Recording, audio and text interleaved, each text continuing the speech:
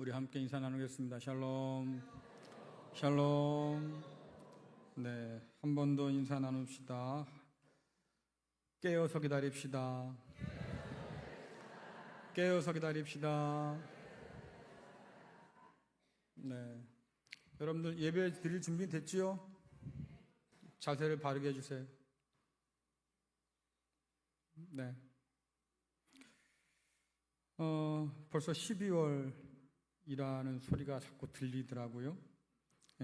거리를 보면 화려한 불빛들이 점점 늘기 시작했고, 또 대형 그 상점을 가면 교회도 아마 그렇게 만들지 못할 것 같은데 굉장히 큰 성탄 트리를 장식해 두었습니다.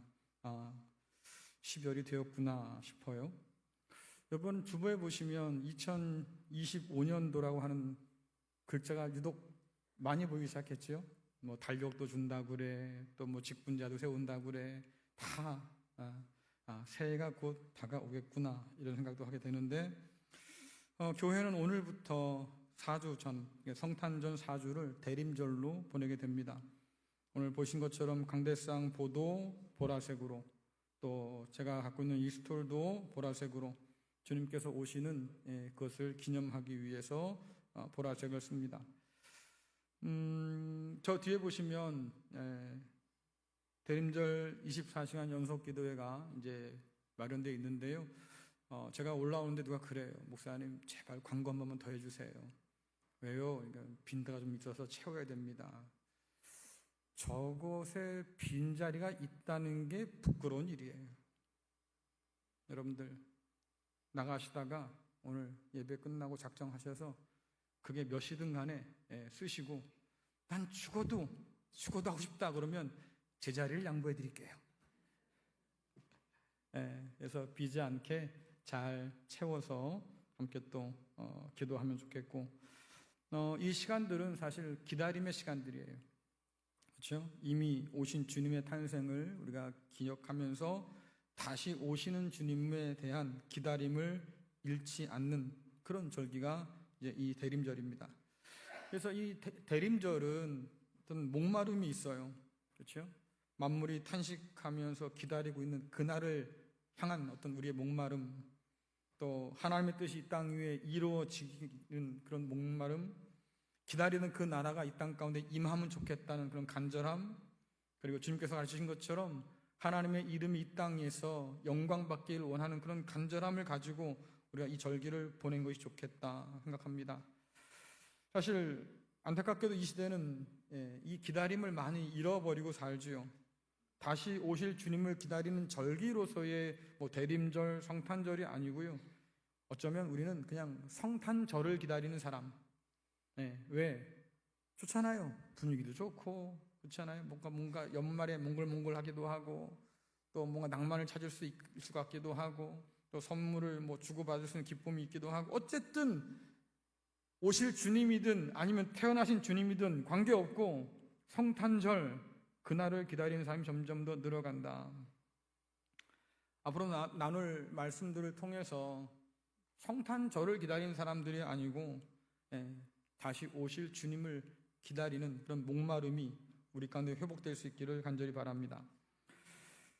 목마름이라고 하는 것, 뭐 타는 목마름 이런 표현도 있지 않습니까? 뭔가를 간절히 바랄 때 그런 표현을 쓰는데, 그것이 자유에 대한 목마름일 수도 있겠고요. 우리나라 역사로 보면 민주주의에 대한 열망이 굉장히 컸지요. 그런 목마름을 가지고 민주주의를 요구하는 그런 이기도 하겠고, 혹은 정의에 대한 목마름이 있기도 하겠고요. 또 요즘 젊은이들에게는 공정에 대한 목마름이 있습니다. 이 세상이 공정하냐? 이런 질문을 안고 사는 사람들이니까. 또 어르신들 중에 아주 옛날 그 배고픔을 기억하신 분들은 그럴지도 모르겠습니다. 하얀 이밥에 고깃국 먹으면 참 좋겠다. 왜 그런 소원을 갖게 되었을까? 배고팠거든요. 이 배고픔을 좀 면하고 싶은 그런 간절한 마음들이 있던 때도 역사 속에 있었습니다. 근데 이런 목마름들이 우리에게 때로는 헛된 기대를 더 갖게 할 수도 있겠는데, 왜냐하면 그것만 얻으면 나는 행복할 수 있을 것 같아요. 그것만 채우면 나는 더 바랄 게 없을 것 같아요.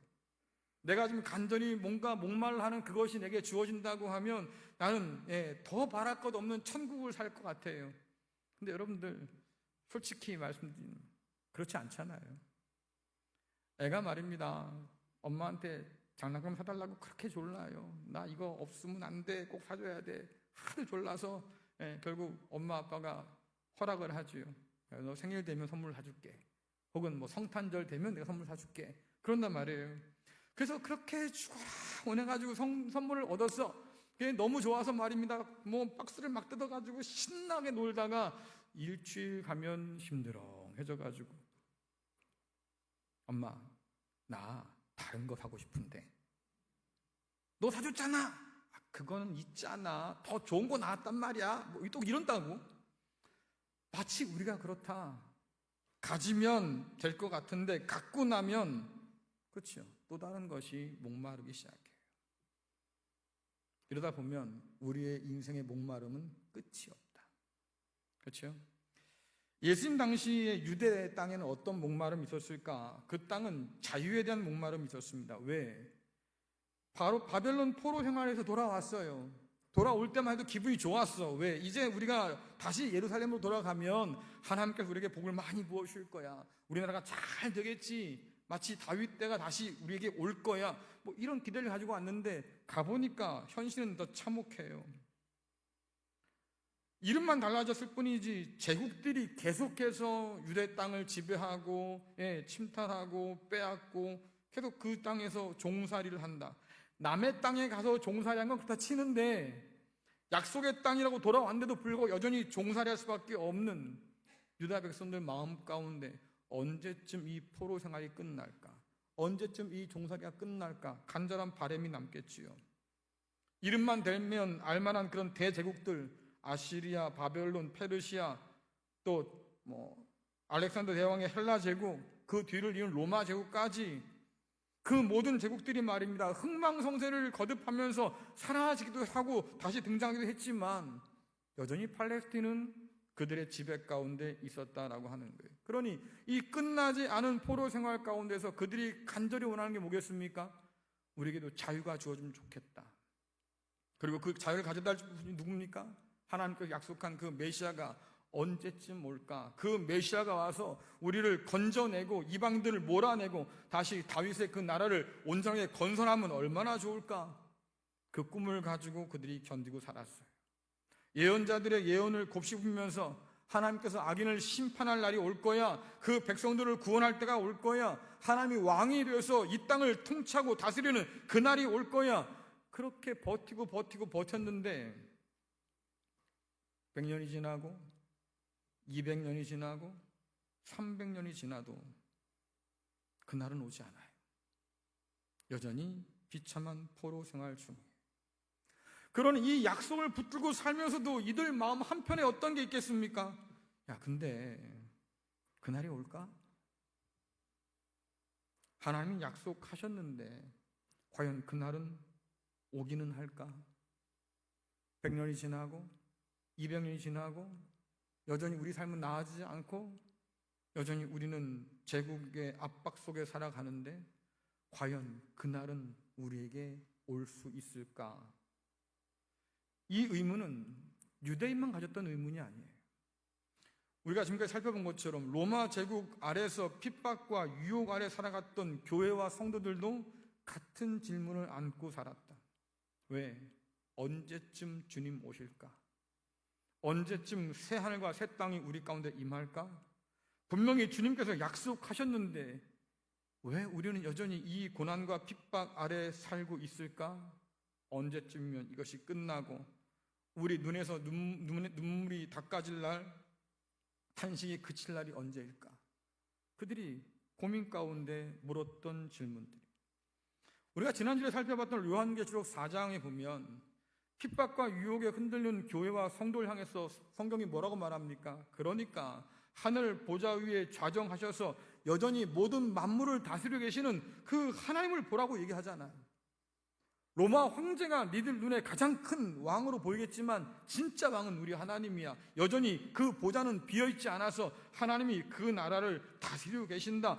곧 모든 만물을 회복시킬 그날이 올 거야. 그러니 그 하나님을 바라보라고 계속해서 강조하고 있고, 오늘 우리가 읽은 요한계시록 5장의 말씀도 그 보좌에 앉아 계신 하나님으로부터 이야기가 시작되고 있습니다. 자, 요한계시록 5장 1절 함께 읽겠습니다. 시작.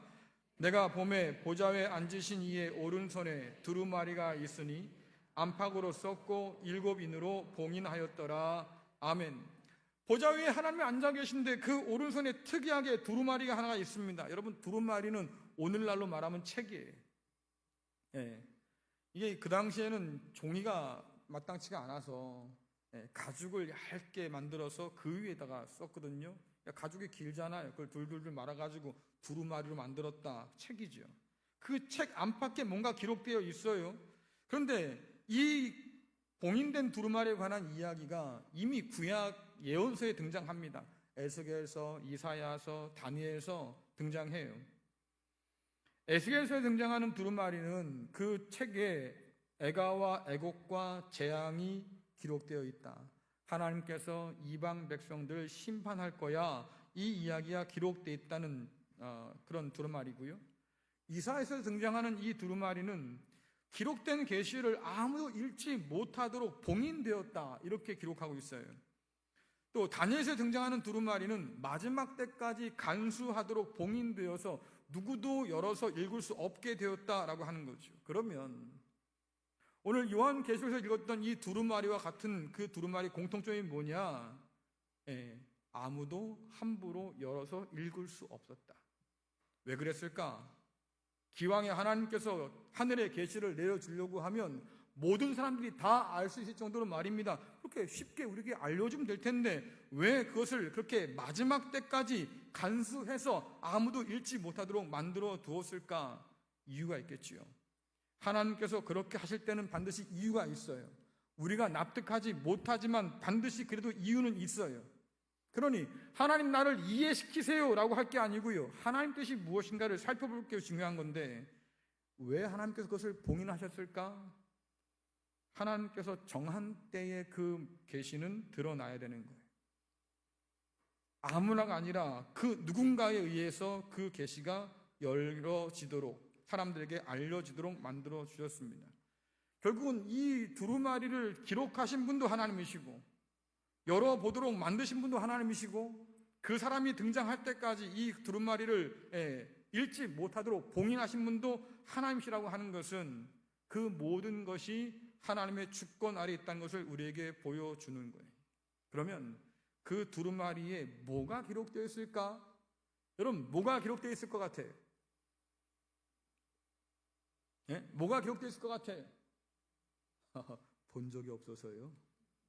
그렇지요. 정답이에요. 본 적이 없어요.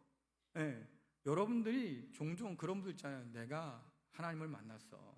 내가 너희들이 없는 정말 특별한 계시를 내가 하나님께 직통으로 받았어. 이런 사람 있어요. 그렇죠? 제가 이 자리에서 매번 하는 얘기 중에 하나가 뭡니까?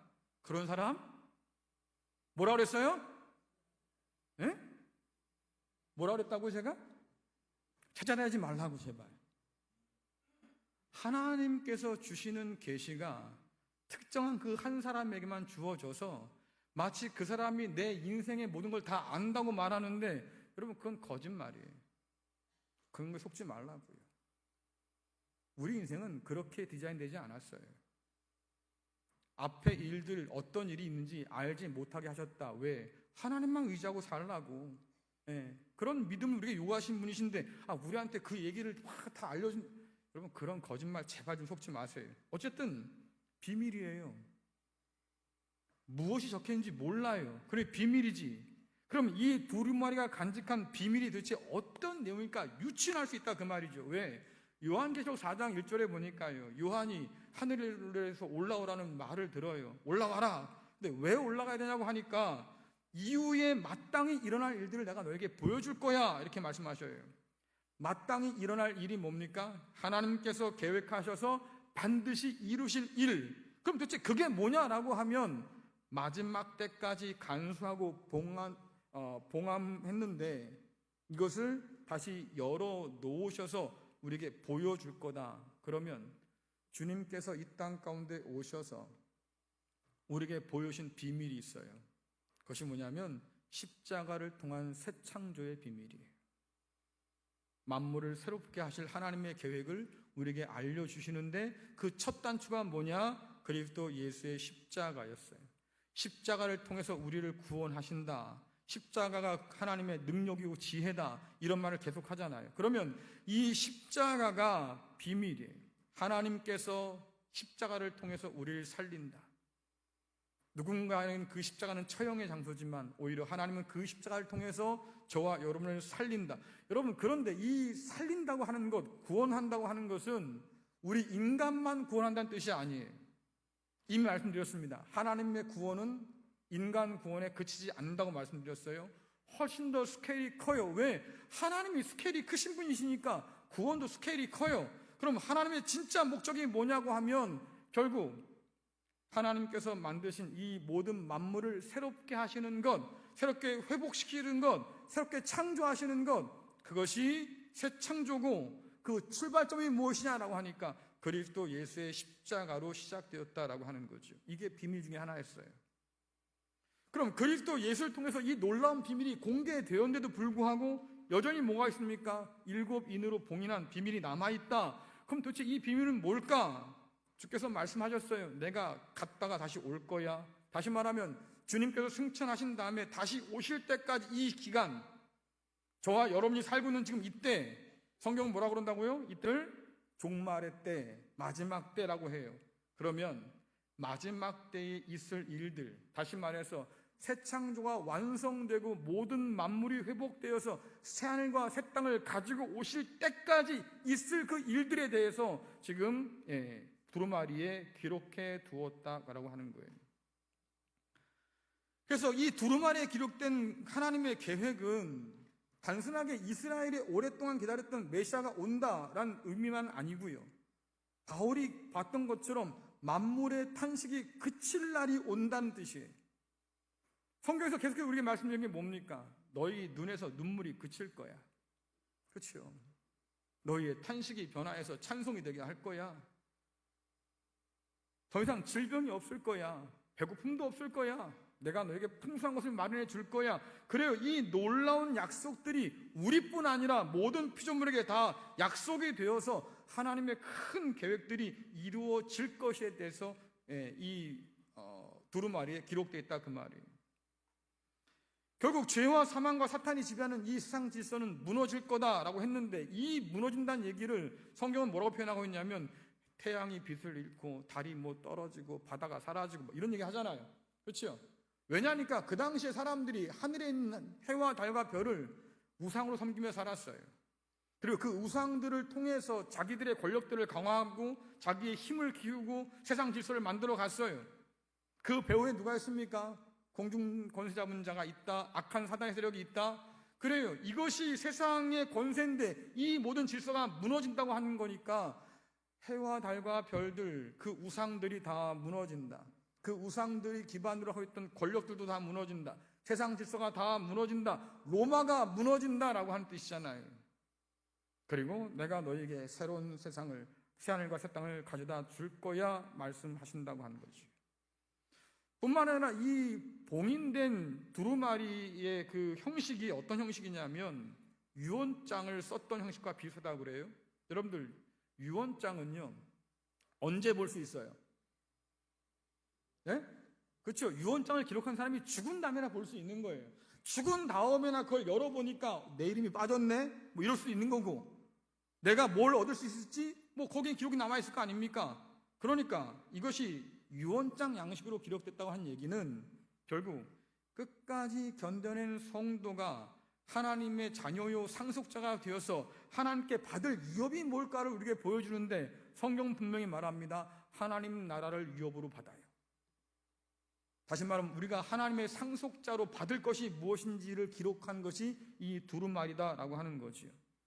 그래서 주님께서 요한계시록을 통해서 모든 교회들이 읽어라 말씀하신 까닭이 뭐겠습니까? 지금 우리 성가대가 아까 찬양했잖아요. 더딘 것처럼 보여도 믿고 기다려라.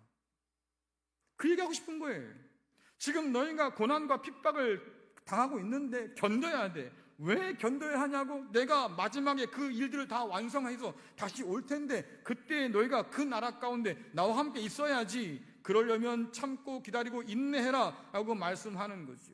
문제는 이 말씀을 듣고도 마음 가운데 의심이 들어요. 왜? 주님, 로마의 권세가 저러이도 높아서 하늘을 찌를 듯한데 과연 하나님의 나라가 오겠습니까? 주님께서 그 모든 두루마리를 열어서 말이지요, 하나님의 계획을 남김없이 빠짐없이 우리에게 다 세세하게 알려준다 한들 그것이 실행되지 않고 이루어지지 않는다고 하면 그게 도대체 우리에게 무슨 의미가 있겠습니까? 라고 하는 거죠. 여러분 한번 집을 진다고 생각해 보세요. 제가 건축에 굉장히 관심이 많습니다.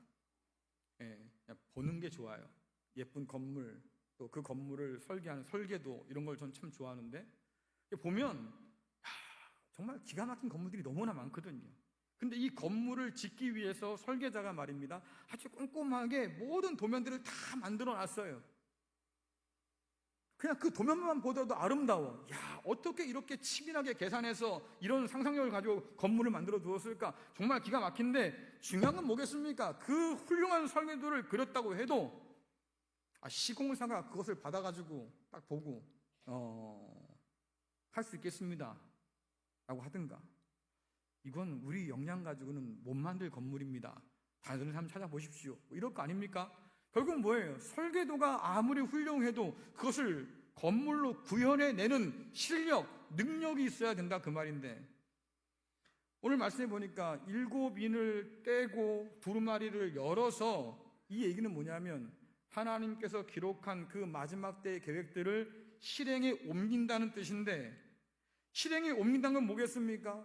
포로된 자가 자유를 얻는다, 만물의 탄식이 이제는 기쁨으로 바뀐다, 이제는 이 세상이 지나가고 하나님의 통치하시는 새 땅이 시작된다, 뭐 이런 아주 좋은 계획을 실행한다는 얘기인데, 문제는 실행할 사람이 없어요. 실행할 능력이 없어요.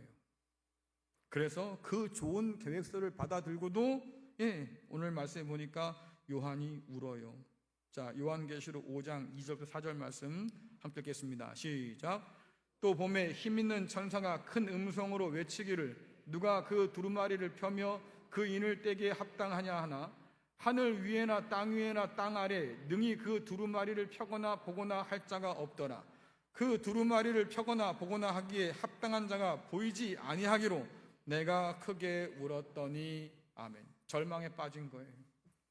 하나님의 계획이 이렇게 멋일 텐데, 정말로 하나님께서 약속하신 그날들을 가져올 텐데, 근데 그것을 이룰 사람이 없구나. 말씀 보니까 누가 합당하냐라고 하는 것은 이것을 열어서 보고 실행에 옮길 수 있는 능력 있는 사람이 누구냐라는 뜻인데 없어요.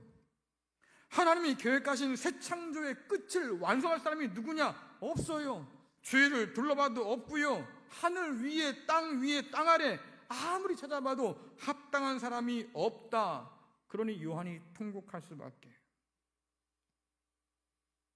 이것을 실행할 자가 없다고 하면 성도들의 눈에서 눈물이 끊이지 않겠구나. 그들의 삶 가운데서 탄식이 그치질 않겠구나. 만물의 한숨과 탄식이 더욱더 깊어가겠고 역사는 더욱더 어둠 가운데 짙어가겠구나. 절망이지요. 한때 소망을 품었었습니다. 그래, 그날이 오겠지, 기다려보자. 기다려봤어요. 근데 올 기미가 보이지 않아. 더딘 것 같아? 아니요, 아예 안 올 것 같아 이제는. 그러니 여러분들, 소망을 품었는데도 불구하고 그 소망이 이루어지지 않을 거라고 하면 얼마나 고통스럽습니까? 요즘에 그런 말 안 쓰나요? 희망 고문한다는 말 벌써 지나갔지요? 요즘 젊은이들은 뭐라고 말할지 모르겠는데 어쨌든 몇 년 전만 해도 희망 고문이란 말이 있었어요. 잔뜩 헛바람만 불어. 그래, 될 수 있을 거야, 잘 될 거야, 뭐 막 그래. 근데 현실은요, 기대할 수가 없어요. 그러면 그냥 공허해지는 거예요. 실망만 더 큰 거예요. 야, 하나님 나라가 온다며. 우리 눈에서 눈물이 그칠 날이 온다며. 내가 더 이상 탄식하지 않아도 될 날이 온다며. 내가 아픔으로 고생하고 씨름하지 않아도 된다며. 내가 먹고 사는 그 일에 매달려가지고 말입니다, 그렇게 비참하게 살지 않아도 될 날이 온다며. 근데 왜? 언제 올 건데? 이 문제가 풀리지가 않는 거지. 그래서 울어요. 그런데 오늘 말씀 보니까요, 보좌 주변에 둘러싼 24장로 중에 한 사람이 울지 마라 그래요. 자, 말씀 보겠습니다. 요한계시록 5장 5절부터 7절 말씀 볼게요. 시작. 장로 중에 한 사람이 내게 말하되 울지 말라. 유대 지파의 사자 다윗의 뿌리가 이겼으니 그 두루마리와 그 7인을 떼시리라 하더라. 내가 또 보니 보좌와 네 생물과 장로들 사이에 한 어린 양이 서 있는데 일찍이 죽임을 당한 것 같더라. 그에게 7뿔과 7눈이 있으니 이 눈들은 온 땅에 내보내심을 받은 하나님의 7영이더라. 그 어린 양이 나와서 보좌에 앉으신 이의 오른손에서 두루마리를 취하시니라. 아멘. 여러분들 어릴 때 읽은 책 가운데서 혹시 아더 왕과 원탁의 기사 뭐 기억나시나요? 네. 그 이야기에 보면 칼 한 자루가 등장하지요. 명검 중에 명검. 이름이 뭘까요? 하도 오래돼서 그 이름하여 엑스칼리버. 이름도 멋있어. 그렇죠? 이 엑스칼리버가 어떻게 돼 있어요? 바위에 푹 꽂혀 있어요. 그 칼의 전설이 하나 있었는데 그게 뭐냐? 누구든 이 칼을 뽑는 사람이 영국을 통치하는 왕이 될 거다. 그 말만 듣고 말입니다. 수많은 사람이 도전했어요. 전쟁에서 잔뼈가 굵었던 장수들 혹은 힘 좋다는 사람들, 내가 한번 뽑아볼게 다 도전했는데 아무도 엑스칼리버를 뽑은 사람이 없었습니다. 근데 꼬마가 있었어요. 아더라고 하는 이름을 갖고 있는 이 꼬마가 내가 한번 해볼게요 그랬다고. 자, 그러면 사람들이 뭐라고 그랬습니까? 다윗 골리앗과 싸우러 가겠다는 다윗을 보면서 사람들이 그렇게 말렸잖아요. 야, 넌 상대도 안 돼. 가봐야 헛거야. 가지도 마. 넌 죽을 거야. 뭐 이렇게 말렸으니까, 그러면 이 아더를 보고 사람들이 얼마나 비웃었겠어요. 야, 네 키보다 저 칼이 더 커. 안 돼, 안 돼. 내가 해도 안 되니까 네가 되겠냐? 이런 판인데, 신기하게도 아더가 뽑으니까 칼이 뽑혀요. 그리고 그 아더가 왕이 돼서 온 영국을 통치했다. 뭐 이런 전설 따라 함철리 같은 얘기가 있는데, 중요한 건 뭐냐면 마치 그것처럼 말입니다. 지금까지 하나님의 오른손에 있는 그 두루마리를 내가 열었다는 사람들이 많았어요. 내가 그리스도야, 내가 메시아, 이런 소리 한둘이 아니었다고. 근데 다 실패했던 사람들. 하지만 이제 그 한 사람이 등장했으니 어린 양이라 불리는 그가 이 모든 봉인을 풀고 비밀을 드러낼 뿐만 아니라 그 안에 기록된 하나님의 마지막 일을 다 이룰 거다라고 얘기하고, 그분만이 합당하다고 지금 얘기하는 거지요. 그런데 그분의 이름이 좀 독특해요. 유다의 사자, 다윗의 뿌리, 일찍이 죽임을 당한 것 같은 어린 양, 이런 표현들을 쓰는데 이 표현들은 다 어디서 왔습니까? 구약 예언에서 갖고 온 단어들이에요. 이 단어들은 메시아의 상징이 되기도 했고요. 특별히 사자나 혹은 뿌리, 이런 단어들은 유다 지파의 왕이었던 다윗 왕과 그 지파와 관련되어 있는 상징물이었어요. 그래서 유다 지파, 특별히 다윗 가문에서 영원한 왕이 날 거고, 그 왕이 장차 다윗의 나라를 다시 회복할 거고, 그래서 이방인을 다 내보내고 다윗의 나라를 이 땅까지 다시 세울 그런 메시아다라고 하는 생각들을 그들이 가지고 있었다고 하는 거지요. 그래서 오늘 그 표현들을 그대로 가지고 온 겁니다. 그래서 뭐라고 말하고 싶은 거예요? 너희가 기다리던 그 메시아는 이미 왔고 다시 오실 바로 예수님이야 라고 지금 요한이 말하고 있는 거지요. 그 예수님이야말로 하나님의 나라를 가져오실 분이고 그것의 시작이다라고 지금 얘기하고 있는 거예요. 그러면 강력한 사자가 승리의 상징처럼 보이는데, 오늘 말씀 보면 이겼다 그랬으니까 승리한 걸 사자예요. 그러면 뿌리와 어린 양은 상대적으로 굉장히 약한 것의 상징이거든요. 자, 여러분들 이사야서 53장 2절 7절 같이 읽겠습니다. 시작. 그는 주 앞에서 자라나기를 연한 순 같고 마른 땅에서 나온 뿌리 같아서 고운 모양도 없고 풍채도 없은즉 우리가 보기에 흠모할 만한 아름다운 것이 없도다. 그가 곤욕을 당하여 괴로울 때에도 그의 입을 열지 아니하였으며 마치 도수장으로 끌려가는 어린 양과 털 깎는 자 앞에서 잠잠한 양같이 그의 입을 열지 아니하였도다. 아멘. 표현해 보면 마른 땅에 나온 뿌리 같다. 여러분, 물이 있어서 그 물을 가득 머금고 뿌리가 말입니다. 통통해야 될 텐데 바싹 말랐어요. 볼품이 없어. 뭐라고 합니까? 고운 모양도 없고 풍채도 없어. 아름답고 뭐 흠말 것도 없어. 그러니 보잘것 없고 약하다 그 말이에요. 언제 뚝 부러지거나 끊어져도 이상하지 않을 만큼 그렇게 연약한 뿌리 같다. 뿐만 아니라 또 말씀해 보면 도수장으로 끌려가는 어린 양 같다. 여러분, 도수장으로 끌려가는 어린 양은요, 못 모르고 가요. 죽을 줄도 모르고 가요. 여러분, 양털 깎는 사람들이 털 깎는 거 보셨어요? 예? 양이 어떻게 하고 있어요? 어떻게 하고 있어요? 나 잡아 잡소 이러고 있어요. 예. 그 큰 양을, 예, 털을 미는데 이리저리 막 돌려고 막 밀어요. 가만히 있어요. 저 같으면 들이받을 텐데 가만히 있더라고. 아, 그래. 그렇게 약하고 약한 존재가 양이다. 그것도 어린 양으로 드러나 있어요. 자, 그러면 그렇게 별 볼 일 없는 약하디 약한 뿌리 같고, 그리고 그렇게 별 볼 일 없이 약한 어린 양 같다, 이런 표현이잖아요. 그런데 놀란 건 뭐냐면 이사야서 53장에서 이 표현은 고난받는 하나님 종에 관한 이야기인데, 그 종이 우리 때문에 대신 맞고, 우리 때문에 대신 갇히고, 우리 때문에 대신 죽임을 당하고, 그로 인해서 우리가 나음을 얻고 우리가 자유를 얻고 우리가 생명을 얻었다고 고백하고 있어요. 하나님께서 그 고난받는 종을 통해서 우리의 구원을 이루셨다, 이렇게 이야기한다고 하는 거지요.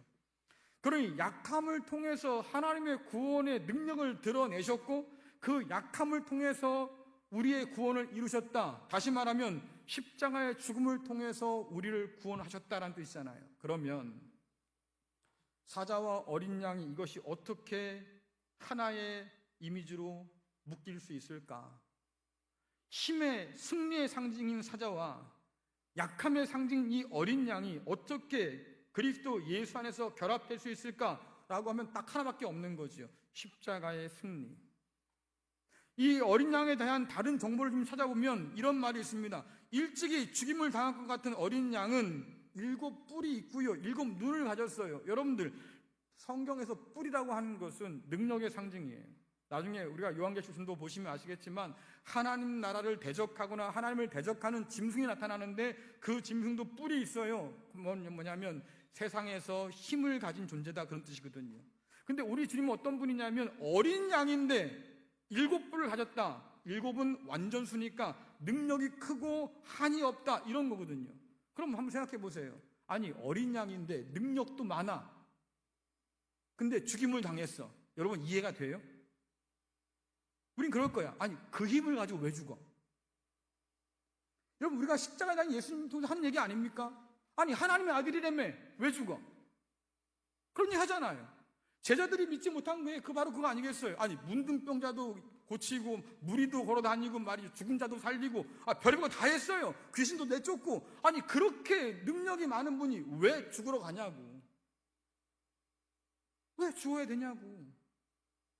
그러니 제자들이 납득할 수가 없는 거죠. 아니, 그 힘을 가지고 왜 죽습니까? 근데 오늘 보니까요, 7 뿔을 가진 완전한 능력을 가진 그 어린 양이 일찍 죽임을 당했네요. 그에겐 뭐예요? 자기를 내어준 거예요. 뿐만 아니라 7 눈이 달렸다. 여러분, 양 머리 하나 그려놓고 거기에 눈 7개 한번 그려보세요. 그러니까 이거를 상징으로 이해하셔야지 그렇게 그림을 그리면 큰일 난다고요. 예.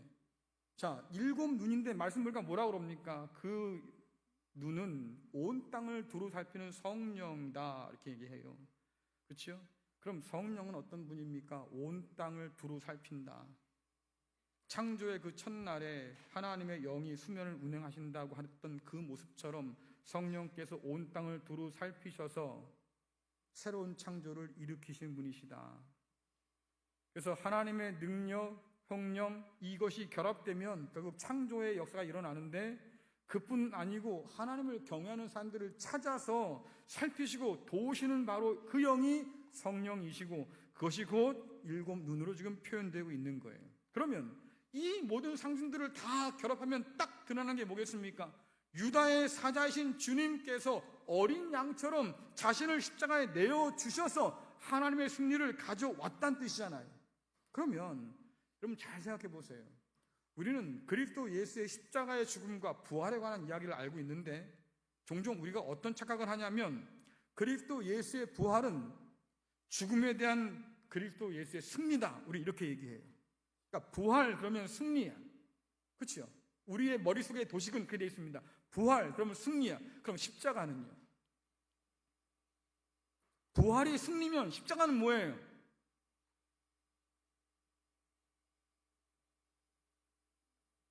십자가는 뭐예요?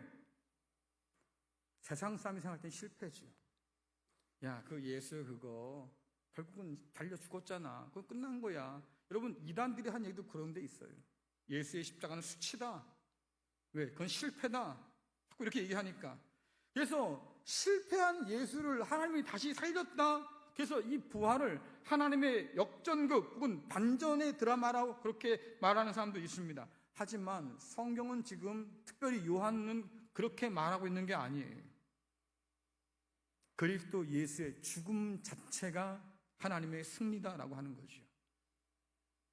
이건 참 중요한 문제인 거예요. 만일 주님께서 말입니다. 내가 이 땅에 온 목적은 내가 해로 자리 않는 거야. 내가 몰아낼 거다. 더 나가서 내가 온 세상을 정복할 거야. 로마 황제 비키라고 그래. 내가 그 자리에 앉을 거야. 만약 이랬다고 하면 십자가는 실패가 맞지요. 왜? 왕자에 가보지도 못했잖아요. 그렇죠? 그 꿈을 갖고 왔지만 결국 십자가에 달렸잖아요. 실패한 게 맞아. 근데 주님은 어떤 분이냐면 야 그게 아니야. 그 보자 나 관심 없어. 내가 6월절 어린 양처럼 많은 사람을 위해서 내 생명을 대성물로 내놓을 거야. 처음부터 세상의 왕자에 관심 있던 분이 아니고요. 주님께서는 처음부터 십자가에 그 눈이 가 있다 그 말이에요. 그러면 주님께서는 성공하신 분이지요. 왜? 그 뜻대로 십자가를 지셨고 그 십자가를 통해서 순종하시기까지 하셔서 결국 하나님의 놀라운 구원의 역사를 펼쳐 놓으셨으니 주님이야말로 승리하신 분인 거예요. 그래서 성경이 뭐라고 합니까?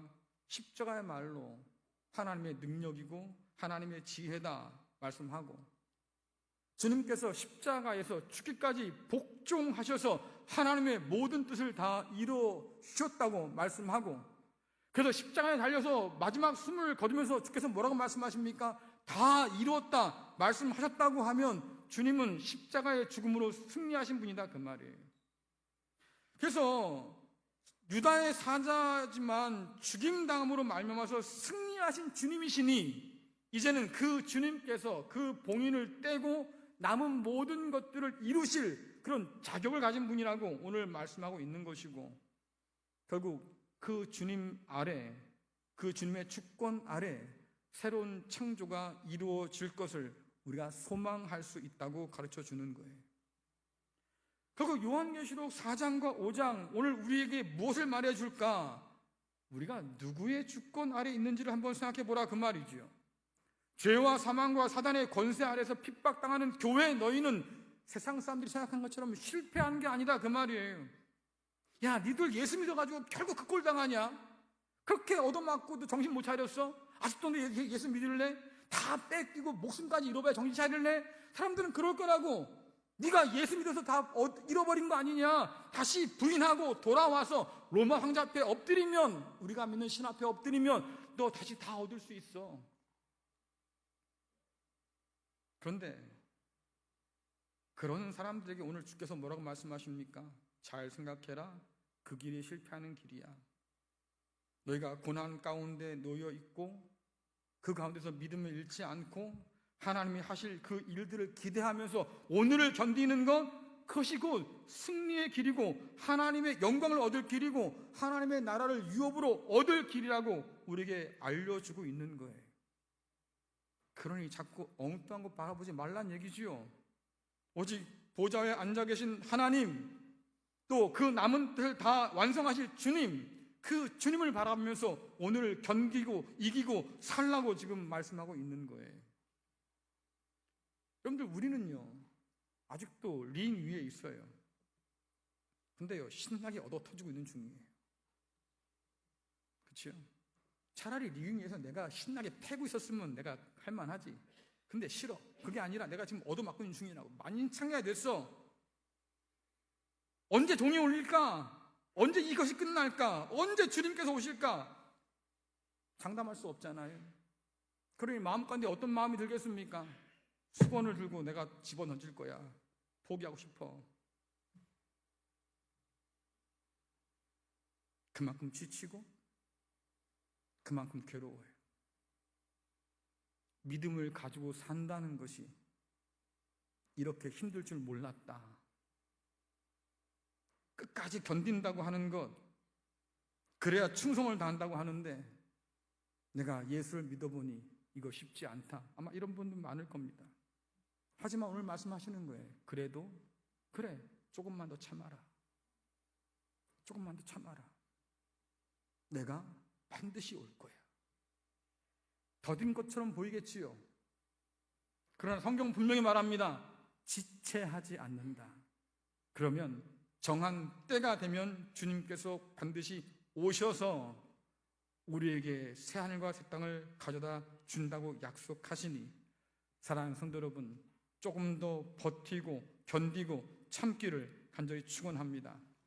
그래야 주님께서 그 고난을 통해서 영광을 얻으신 것처럼 오늘 우리에게도 그 영광이 주어질 것이고, 주님처럼 이긴 자가 되어서 마침내 하나님의 나라를 유업으로 받는 이 놀라운 은혜를 잃지 않을 수 있겠다라고 하는 거예요. 오늘도 세상은 우리의 시선을 뺏기 위해서 가진 애를 씁니다. 그렇죠? 창조 때의 그 에덴 동산에서 하와가 뱀의 속임에 빠졌지요. 그 얘기를 듣고 보니까 그래요. 따먹어서는 안 될 그 선악과가요, 그렇게 보기 좋아요. 보암직도 하고 먹음직도 하고, 정말 먹으면 내가 눈이 밝아서 하나님처럼 될 것 같은 그런 생각이 막 들어요. 그 유혹을 내려놓을 수 있을까? 그것을 내려놓고 다시 하나님 말씀을 붙들 수 있을까? 이게 오늘 저와 여러분에게 주어진 도전인데, 우리가 시선을 주님께로부터 세상으로 돌리면 우리는 100번 다 집니다. 세상의 유혹이 너무나 그렇다기에 우린 100번 다 져요. 근데 그렇게 지다가는 결국 그 나라를 잃어버릴 수 있겠다. 그러니 지쳤지만 힘을 좀 더 내보시라고요. 힘들고 어렵지만 이를 좀 악물어 보시라고요. 전혀 기대할 것 없다고 사람들이 그렇게 조롱된다 할지라도, 그래도 하나님이 약속하셨으니, 주님께서 하신다고 하시니 한 번은 더 믿어보시고 더 인내해보시고 주님을 향한 시선을 잃지 말기를 간절히 축원합니다. 그래야 그 나라의 백성으로 살아요. 오늘 이 은혜가 저와 여러분께 있기를 간절히 축원합니다.